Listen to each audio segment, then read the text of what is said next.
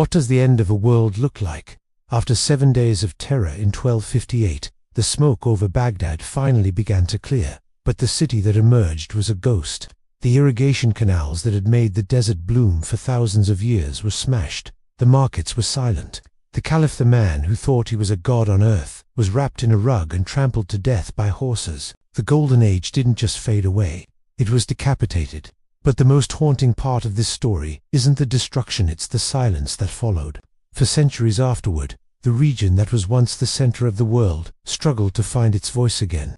The fall of Baghdad shifted the entire center of gravity for humanity. As the light went out in the east, the sparks of the Renaissance began to fly in the west, often fueled by the tiny fragments of knowledge that managed to escape the fires. It's a lesson that every civilization needs to hear. Progress is not a straight line. It can be broken, it can be reversed. Baghdad fell because it stopped looking outward. It became comfortable. It mistook its wealth for strength and its past for its future. Have you ever felt like we're living in a similar golden age today? We have our own libraries, our own technology, and our own sense of invincibility.